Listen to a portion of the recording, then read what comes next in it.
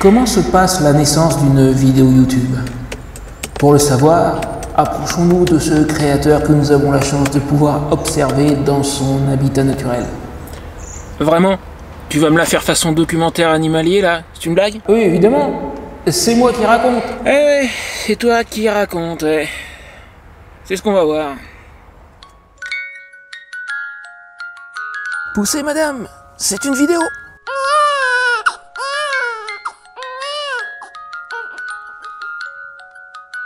Il semblerait que cette espèce ait la capacité d'utiliser des outils basiques. Regardez, il note même ses idées de vidéos sur des post-it. Que fait-il à présent? Ah, je crois qu'il est en train de découvrir l'écriture. Ouh, ça commence à bien faire. Attends 2 secondes, toi.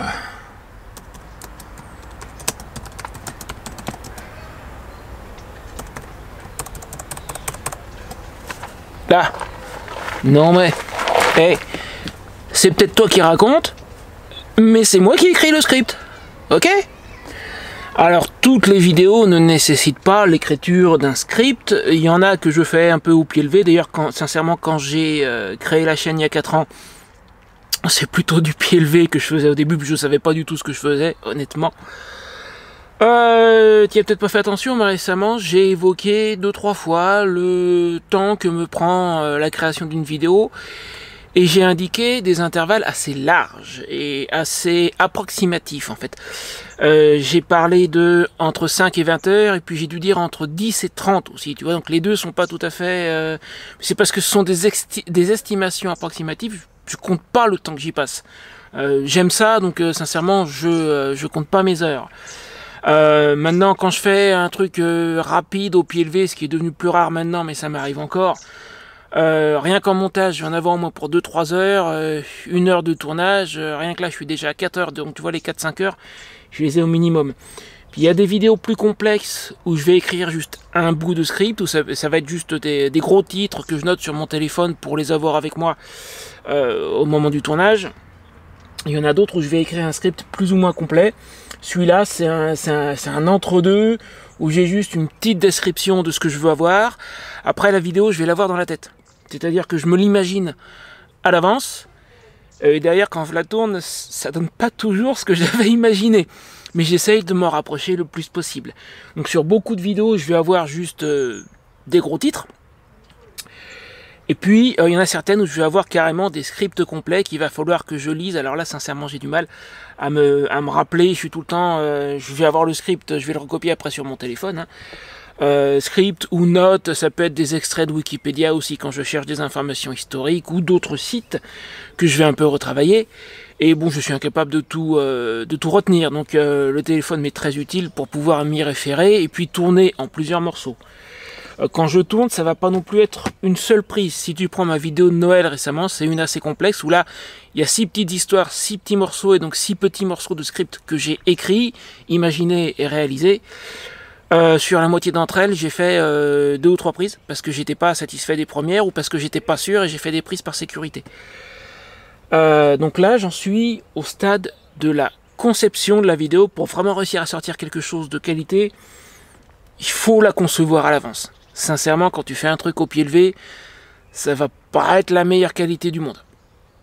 Ça peut servir pour des petits sujets simples, mais pour sortir quelque chose de vraiment bien, faut en passer par l'écriture d'un script, au moins partiel. L'écriture de script, pour moi, c'est une compétence indispensable pour réaliser une vidéo YouTube. En parlant de ça, je suis assez satisfait de ce qu'il a dit, l'autre. Il m'a pas appelé youtubeur, moi qui n'aime pas les anglicismes. Ça j'apprécie. Bon, du coup, on va faire un truc.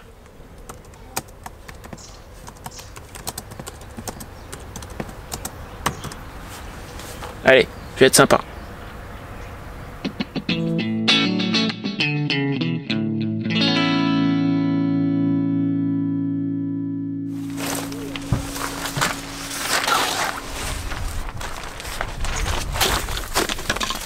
Il se passe quelque chose d'étrange ce matin. Pourquoi notre créateur est-il en train de sortir toutes ces affaires de sa tente? Bah, pour pouvoir sortir la moto, quelle question? J'en ai besoin ces jours de tournage aujourd'hui. Et avec mes affaires à l'intérieur, je peux pas manœuvrer, je peux même pas la redresser. Je suis obligé de tout sortir à chaque fois.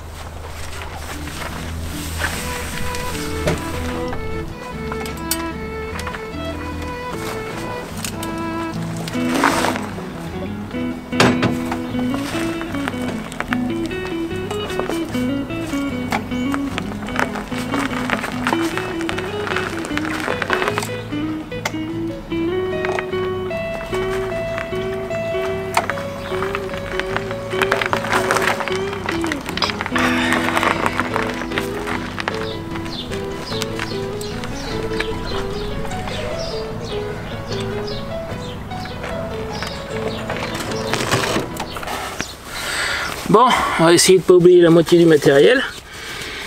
Parce qu'il m'est déjà arrivé de partir faire une séance photo et vidéo, et puis arriver 30 km plus loin. Oh mince, la carte mémoire de la caméra ou la carte mémoire de l'appareil photo est restée dans l'ordinateur portable. Alors là, la carte mémoire de l'appareil photo, je l'ai. Celle du caméscope, le système de verrouillage est cassé, j'ai été obligé de la coller, donc je l'ai forcément, elle ne sort plus du caméscope. Et le truc bête, mais lui, il me bouffe les piles s'il le laisse éteint avec les piles dedans. Il m'est arrivé plus d'une fois de partir. Oh, la pile que tu as enlevée, elle est restée dans la tente. C'est ballot. Donc à présent, je suis devenu prudent. Et ça m'arrive encore occasionnellement d'oublier une bricole, genre pas avoir mon mini trépied. Tiens, je sais où il est, le mini trépied, je vais aller le récupérer dans un instant. Ça tombe bien, ça m'y fait penser. Bref, oublier une petite pièce te manque et tout est dépeuplé. En gros, ça a vite fait de devenir compliqué de faire ce que j'ai à faire quand il manque ne serait-ce qu'une petite bricole comme ça. Donc là, j'ai tout. Et la caméra qui me filme actuellement qui va aller dans le sac naturellement. Aujourd'hui, je pars tourner plusieurs vidéos en même temps en fait, parce que ça m'arrange en ce moment pour économiser l'essence.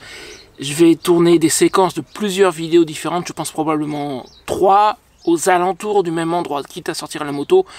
Je fais une grosse journée de tournage avec un maximum, comme ça quand je rentre j'ai des prises de vue et je peux aviser en fonction de ce qui me manque après. Ça permet de grouper les déplacements en fait. Allez, en route. Manifestement, le créateur YouTube craint le froid. Bon, quand tu auras fini de raconter des âneries, tu me feras signe. Tu sais très bien que je porte toujours un équipement complet quand je roule avec fend le vent. En cas d'accident, c'est si vite arrivé, et je te rappelle que j'en ai fait l'expérience en 2021, le 28 janvier 2021, très exactement, je me rappelle très bien. On n'est jamais trop prudent, donc oui, pantalon moto, bottes homologuées, veste, tout à l'heure je mettrai des gants, et même un casque, figure-toi. Allez, en route, on a du boulot, et le soleil ne va faire que baisser à partir de maintenant.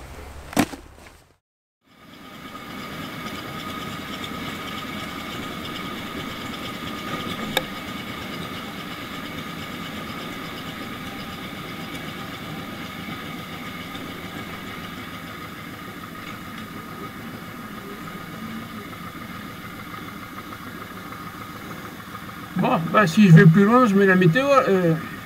Pardon, la météo, qu'est-ce que je raconte? Si je vais plus loin, je mets la moto à la flotte. Ouais, mais en fait, tu peux pas rester là. Ouais, je sais. Je sais, je l'avais vu ce panneau en préparant la vidéo justement, mais t'inquiète, on va pas rester très longtemps. Je reste à côté de la moto, il n'y aura pas de problème.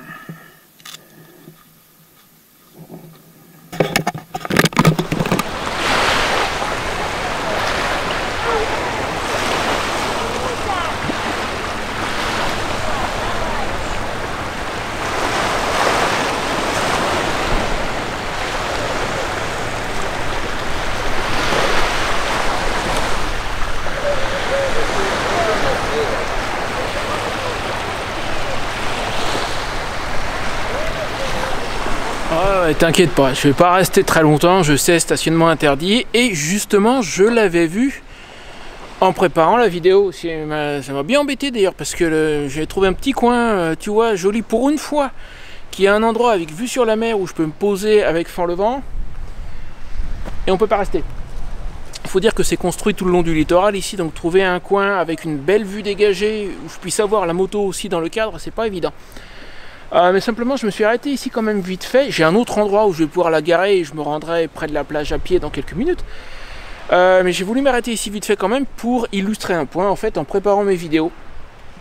C'est pas un secret que j'aime pas être suivi, surveillé et que par conséquent j'utilise le moins possible les services de Google. J'ai parlé il y a quelques temps dans une vidéo des services que j'utilise notamment pour mon GPS, préparer mes itinéraires, tout ça. Je te mets le raccourci là-haut si tu ne l'as pas vu. Mais là c'est un des rares cas où j'utilise quand même Google et notamment Google Maps pour une fonctionnalité qui n'est pas disponible ailleurs, c'est la fonctionnalité Street View.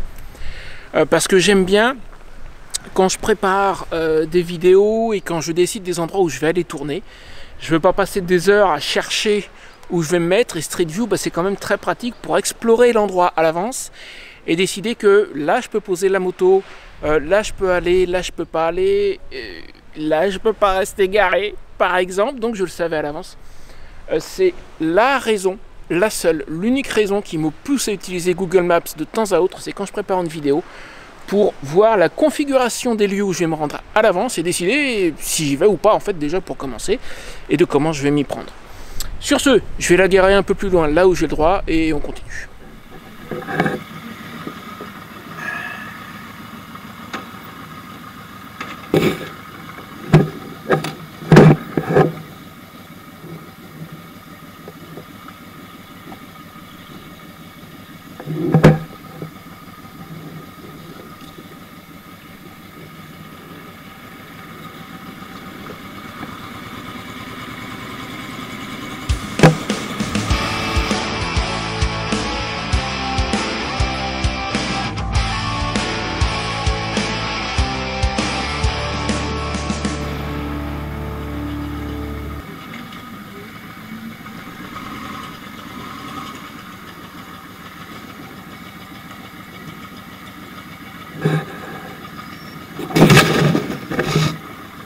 Je vais laisser comme ça ira bien.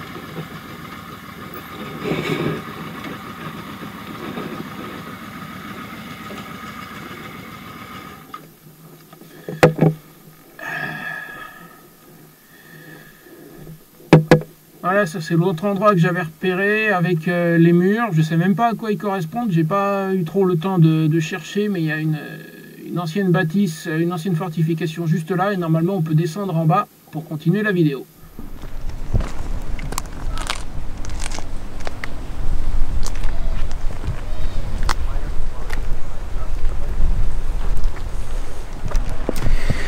Alors, une fois l'idée pour la vidéo trouvée, le script écrit, le ou les lieux de tournage repérés et atteints, on pourrait avoir l'impression que la suite c'est plutôt facile.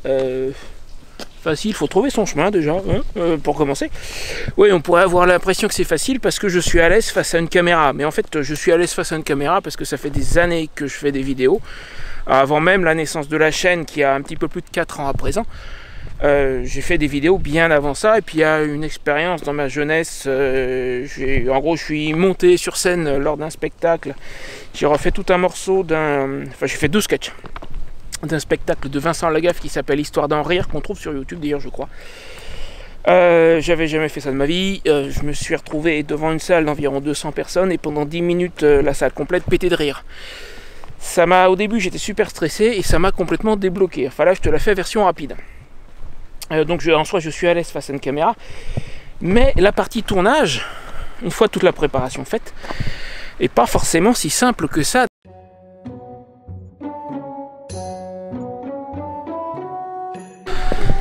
Alors, est-ce que le son marche au moins? Ouais. Attends, je vais remonter quelques marches. Alors, une fois l'idée pour la vidéo trouvée, le script écrit. Ah, dis donc, t'as vu? Ah, dis donc, t'as vu? Bon, je suis remonté sur le chemin parce que le soleil est sur le point de se coucher et en bas ça commence à être à l'ombre en fait. Ça commence à se rafraîchir.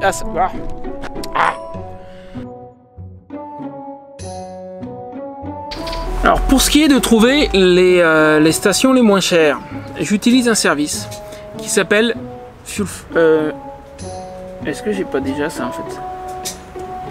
Tu as peut-être remarqué. On va voir. Alors lui on va le laisser passer.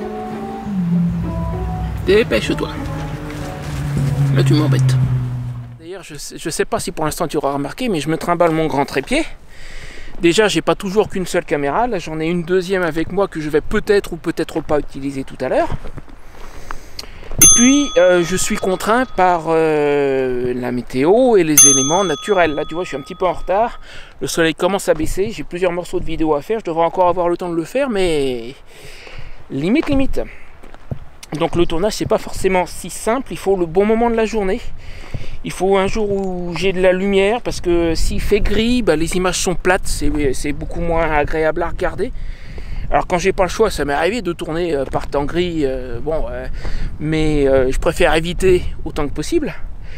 Donc ouais, le tournage c'est pas toujours si simple que ça. Faut faire avec. Moi, il y a des gens qui tournent en studio qui ont, on va dire, plus de contrôle sur leur environnement, mais qui forcément ont, bah déjà, le studio, faut l'avoir, ça sous-entend du matériel, éclairage, etc. Plus cher que ce que j'utilise moi. En parlant de matériel, je détaillais le matériel que j'utilise l'année dernière, je vais te mettre un raccourci vers la vidéo en question. C'est toujours à peu près le même, à peu de choses près. Donc voilà pour la partie tournage, on pourrait croire que c'est simple, mais pas forcément. Par contre, c'est vrai que ça a ses petits avantages. On se retrouve des fois à tourner dans des endroits comme celui-là. Bon, je me plains pas trop, hein. Et alors, une fois le tournage terminé, et ben là, faut rentrer, trier. Je vais te montrer ça, trier tout ce que j'ai tourné, sélectionner les prises qui sont bonnes, virer celles qui sont pas bonnes, et puis tout monter. Et même après le montage effectué, c'est pas fini. Allez, je tourne le reste de ce que j'ai à tourner, et puis pour cette vidéo-ci, je te retrouve devant mon écran pour te montrer comment ça se passe la suite.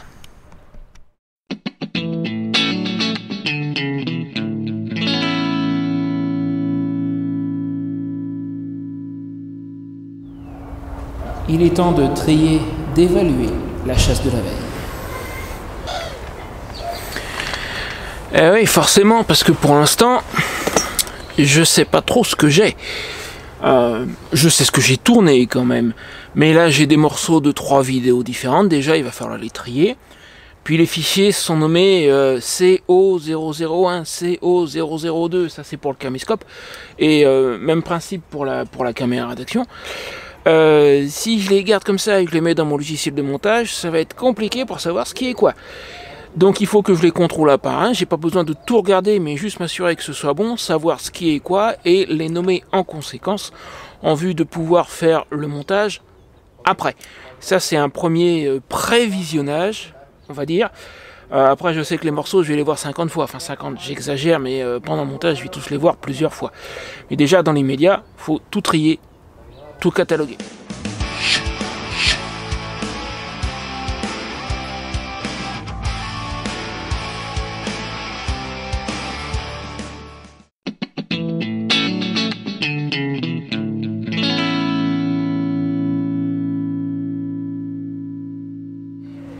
Évidemment. Il y a un problème? Ça n'a pas l'air d'aller. Ah ouais.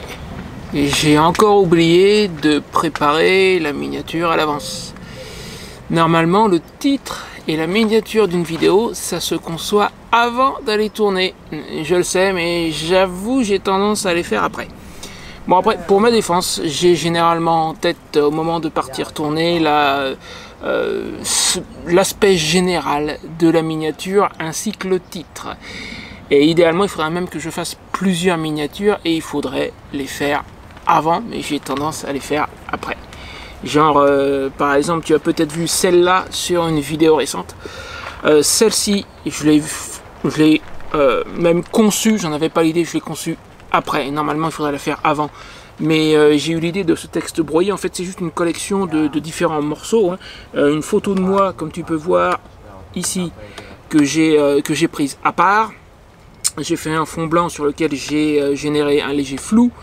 J'ai mis un texte et puis le texte en noir que j'ai brouillé qui est ici. et des petites cases à cocher avec une case qui n'est pas cochée pour dire j'ai pas fini. Ça c'est une idée que j'ai eue après coup, l'idée que j'avais avant, mais j'ai quand même réalisé la vidéo après avoir tourné et c'est pas bien. L'idée que j'avais avant et que tu as peut-être aperçu sur la vidéo en question avant que je la change, c'était celle-là. Alors chacune de ces miniatures a son avantage et le titre de cette vidéo c'est pourquoi je suis devenu nomade, entre parenthèses, à moto. La première miniature que j'ai conçue, on voit la moto mais on ne voit pas moi.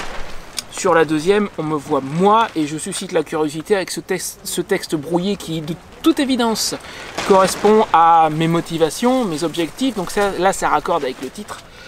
Mais j'ai pas les deux en même temps, là, sur ce coup-là, j'avoue.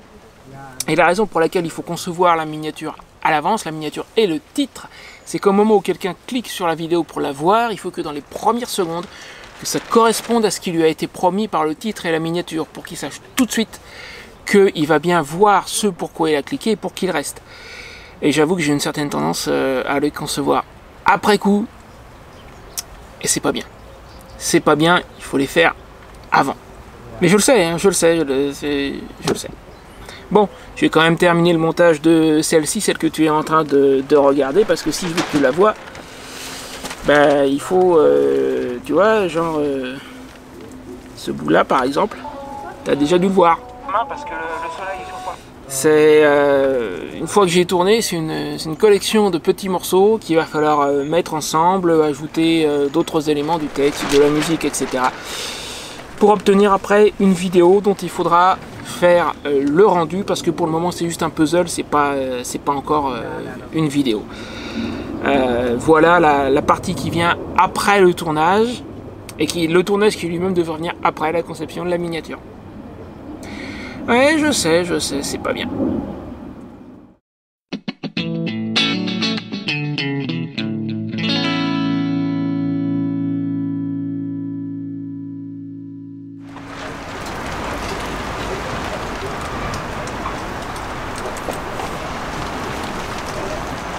Si tu m'entends correctement, je peux plus rien faire pour l'instant. C'est comme ça. Et il y a des... Je sais, c'est pas bien. Ouh! Et oh! T'as vu le vent qu'il y a?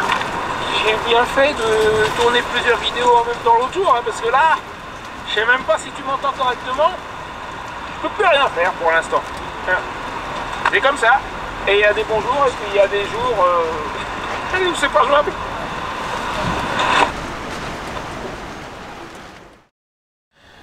Bon, eh ben, il va falloir leur dire la vérité, hein. Il va falloir y passer, enfin il faut que tu y passes. Et oh là, doucement. Tu peux pas faire ça. Je peux pas faire ça, je vais me gêner, tiens. Quitte à faire un documentaire sur la création d'une vidéo, il faut tout montrer, on peut pas garder des choses de côté. Bon, il osera pas. Et si, on y va. Alors, ceux qui me regardent, là, vous l'aurez sans doute compris, mais la voix, c'est ça, en fait, la voix, c'est moi. Et oui, j'enregistre avec mon téléphone, je transfère sur l'ordinateur, je rajoute un petit peu de réverbération, et voilà, la voix, tout simplement, c'est aussi bête que ça.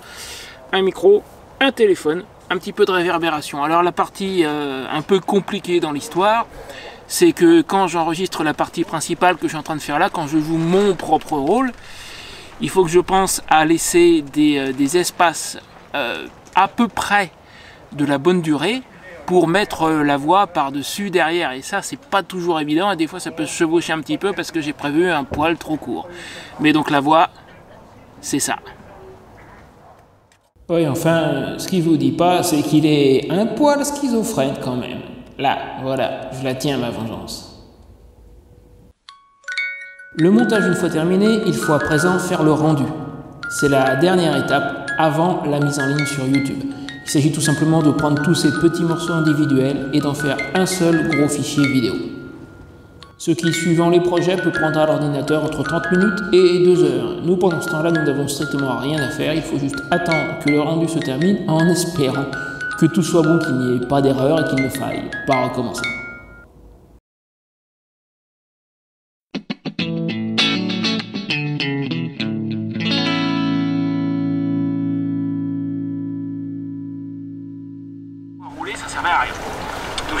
sorti en 2018 sur la 125. Et donc, dimanche matin, le rendu de la vidéo est fait. Je suis en train de la visionner, de la contrôler une dernière fois avant de la mettre sur YouTube. C'est pas tout à fait terminé, il me reste 2-3 petites tâches quand même avant de considérer que la vidéo est prête, terminée, qu'il n'y a plus rien à faire. D'abord, un visionnage complet pour être sûr qu'il n'y ait pas d'erreur. Au passage, si c'est une vidéo où j'ai décidé d'intégrer des chapitres, je vais noter les temps, ça se fait manuellement les chapitres, donc comme tu peux voir là, je suis en train de noter les temps des différents chapitres pour les mettre dans la description. C'est ce qui permettra à YouTube de te proposer donc des chapitres dans la vidéo. S'il y a des petites cartes à ajouter, tu sais, celles qui sont en haut à droite pour te dire regarde cette autre vidéo, là aussi je vais noter les temps parce que ça aussi ça se fait manuellement. Après je vais la mettre en ligne sur YouTube, et avant ou juste après, ce que je vais faire aussi, c'est que je vais sauvegarder, d'ailleurs tiens je vais le faire tout de suite, les fichiers importants. Je ne conserve pas forcément tout, mais ce qui est vraiment important, je vais le prendre, je vais le conserver. Le projet en soi j'en ai pas besoin, mais ça c'est pas ce que je voulais faire. Hop là, voilà, je voulais prendre ces fichiers là et je vais sauvegarder tout ça. Alors j'utilise pour ça un service spécialisé avec un espace de malade. Voilà, la sauvegarde est en cours pour ne pas perdre éventuellement des éléments que je voudrais réutiliser plus tard. Puis s'il arrive quelque chose à mon ordinateur portable, eh ben, c'est pas perdu. C'est un service de sauvegarde cloud, c'est-à-dire en ligne, dans un centre de données sécurisé. Quoi qu'il arrive, dans tous les cas, je récupérerai mes données. Donc le plus important, après avoir monté une vidéo, s'il y a des morceaux que je veux conserver, ce qui est assez souvent le cas, je vais les sauvegarder comme ça. Il y a un espace de malade, il y a 6 Teraoctets, ça me coûte 9 € par mois, même moi, je peux me le permettre. Si tu veux en savoir plus sur ce service, regarde dans la description de la vidéo, je t'ai mis une petite liste de lecture où j'ai fait 2-3 vidéos où je montre comment ça fonctionne. Ça je m'en sers sans arrêt, c'est sincèrement une sécurité, ça va être l'avant-dernière étape. Juste avant-dernière étape, c'est juste avant ou juste après d'avoir fait la mise en ligne de la vidéo. Là ensuite je vais aller sur YouTube pour mettre la vidéo en ligne, et derrière il me restera une chose à faire une fois la vidéo publiée. Je te montre ça dans un instant dès que la sauvegarde est terminée.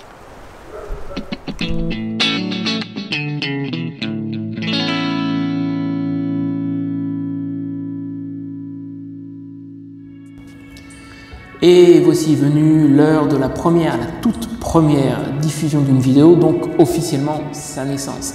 Elle a été mise en ligne sur YouTube il y a 2 jours, en général le dimanche soir pour une première, le mardi soir à 20 h. Par conséquent, en cette période de l'année, de nuit, évidemment. Pendant cette première, qui n'est pas la dernière étape de la naissance d'une vidéo, on pourrait croire, mais ça n'est pas tout à fait la dernière, il y a un chat en direct qui va nous permettre de discuter ensemble, qui va te permettre de discuter avec nous. Oui, je sais, décidément, un petit peu schizophrène. Donc si tu es en train de visionner cette première dans le chat, n'hésite pas à venir nous dire bonjour en direct.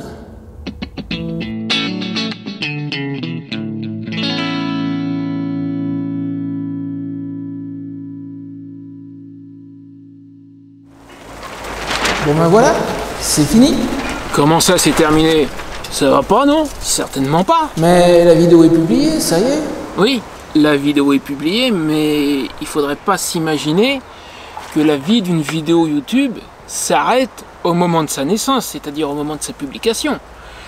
Moi, derrière, je vais surveiller ses performances. Déjà, dès le jour de la première, le nombre de personnes présentes à la première me renseigne sur son potentiel. Ça me donne une petite idée. Puis dès la première terminée, je vais voir les vues qu'elle fait, voir si elle décolle, si elle est au-dessus de la moyenne ou pas, voir le taux de clic. Et en particulier le lendemain, si elle ne fait pas suffisamment de vues, si le taux de clic n'est pas bon, je vais adapter le titre, la miniature. Si tu te souviens, tout à l'heure, je t'ai montré que pour une de mes vidéos passées, j'avais conçu 2 miniatures différentes avant même la diffusion de la vidéo. Mais ça, c'est pas anodin. C'est que le fait d'avoir une deuxième miniature d'avance, et au final, d'ailleurs, comme ça n'allait pas, j'en ai même fait une troisième pour tester. Le fait d'avoir 2 ou même 3 miniatures d'avance, ça me permet, si jamais les performances de la vidéo, notamment le taux de clic, si le taux de clic n'est pas bon, ça va me permettre de très vite changer la miniature. Éventuellement, si j'ai d'autres idées de titres, je peux aussi essayer de changer, tester, voir ce qui marche le mieux pour essayer de sauver cette vidéo. Exemple, justement, avec la même vidéo pour laquelle je t'ai montré 2 miniatures tout à l'heure. Regarde, ça, c'est la courbe de ses performances. Et j'ai cru, au début, elle m'a fait une grosse déception parce qu'elle est partie vraiment très fort, comme tu peux voir, elle est au-dessus de la moyenne, la zone grise c'est la moyenne. Et puis, dès le premier jour, elle s'éteint d'un coup, et ça a duré plusieurs jours, j'ai cru qu'elle était morte. Elle faisait, sur la partie toute plate, là, tu vois, elle faisait 2, 3, 4 vues à l'heure. Donc moi, je me suis dit, c'est cuit, quoi. À ce moment-là, elle était à un total de peut-être 6 ou 700 vues. C'est un échec. Pour moi, aujourd'hui, une bonne performance pour une vidéo, c'est au-dessus de 1500 vues. Entre 1000 et 1500, c'est pas mal, et moins de 1000, je considère que c'est un échec. Ça peut te paraître modeste, mais il faut voir qu'il y a 6 mois, pour moi, une bonne vidéo, c'était 700 vues. Donc c'est que la chaîne a quand même pas mal progressé. Donc celle-là, je vois cette zone plate là qui dure pendant 2-3 jours, je me dis, c'est cuit, elle est morte, et puis elle est repartie d'un coup. Qu'est-ce qui s'est passé? Alors exactement le phénomène, je ne serais pas capable de l'expliquer parce que ça n'a pas été instantané, mais pendant ces 2-3 jours où elle avait un encéphalogramme plat là, j'ai tenté de jouer sur le titre et sur la miniature, et au bout d'un moment je me suis dit ça change rien, allez, je laisse tomber, elle est morte. Et puis 24 heures plus tard, après ma dernière modification, boum, la voilà qui repart. J'ai pas compris pourquoi ça a pris quelque chose comme 24 heures, mais elle est repartie. C'est à ça que ça sert d'avoir plusieurs miniatures, plusieurs idées de titres. Voilà. Écoute, j'espère que la vidéo t'a plu. Je t'ai montré tout le processus de création d'une vidéo YouTube, tout du moins mon processus à moi. J'ai essayé de ne pas être trop technique. Tu as peut-être toi-même, n'hésite pas à me le dire dans les commentaires, ça m'intéresserait de le savoir. Tu as peut-être toi-même un projet de création, de chaîne YouTube, peut-être comme moi, pour partager ton aventure, tes voyages, des choses comme ça, ou même si c'est autre chose.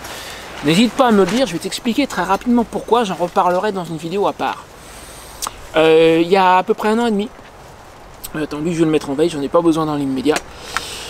Il y a à peu près 1 an et demi, sous l'impulsion d'un de mes abonnés qui m'a demandé de l'aider à démarrer une chaîne YouTube, j'avais commencé à écrire un guide sur le lancement, le démarrage d'une chaîne YouTube pour partir d'un bon pied et pour bien développer sa chaîne derrière. À l'époque, je ne l'ai même pas complété et donc je ne l'ai pas publié parce que je considérais que je n'avais pas, comment dire, la justification nécessaire. À l'époque, même si j'avais acquis déjà beaucoup de connaissances dans le domaine, ma chaîne avançait assez lentement. Et je me suis dit que j'étais pas prêt pour faire pour publier ce genre de guide. À présent, et je l'ai montré récemment, la chaîne avance à grands pas. Les vues explosent, le revenu qui en provient progresse aussi. La chaîne marche vraiment très très bien, en tout cas beaucoup mieux qu'il y a 6 mois et encore mieux qu'il y a 1 an.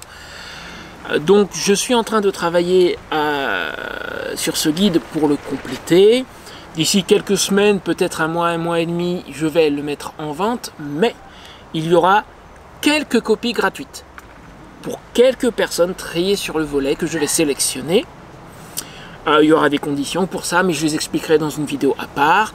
Donc si tu es en train de lancer ta chaîne YouTube, ou si tu as déjà commencé mais qu'elle est encore toute petite et que tu sais pas trop ce que tu fais, moi quand j'ai démarré je ne savais pas ce que je faisais, ou si tu as pour projet de le faire mais que tu ne t'es pas encore lancé, n'hésite pas à me le dire dans les commentaires, moi ça m'intéresse de le savoir. Et d'ici quelques semaines, on va reparler de ce guide et on va reparler des quelques copies gratuites. Il n'y en aura pas beaucoup, hein, mettons peut-être 5, mais je vais distribuer des copies gratuites de ce guide. Voilà, ça on en reparle dans quelques temps. C'est une petite annonce que je voulais faire en fin de vidéo pour ceux qui sont restés jusqu'au bout, parce qu'a priori, ceux qui sont restés jusqu'au bout sont ceux que ça peut potentiellement intéresser. Sur ce, je te dis à très bientôt. Je te retrouve la semaine prochaine pour une nouvelle vidéo. Alors ça risque d'être un peu compliqué parce que tu as peut-être vu une photo que j'ai publiée tout à l'heure. Enfin tout à l'heure là, je finis de tourner, nous sommes dimanche. Ma tente vient de se déchirer. J'attends une nouvelle coque extérieure, j'en reparlerai. Il va falloir que je me débrouille pour faire la vidéo sur l'hiver en Espagne. Malgré ça, ça va être compliqué pour la semaine prochaine, mais je vais essayer de te sortir quelque chose, c'est promis. Sur ce, je te dis à très bientôt. Je te laisse une autre vidéo qui peut t'intéresser juste là, n'hésite pas à aller la voir. Si tu n'es pas encore abonné, abonne-toi. Oh, et j'ai oublié les noms, tiens, de l'autre côté, je te mets les noms des membres de la chaîne. Si tu veux les rejoindre, tu as un lien dans la description. Salut!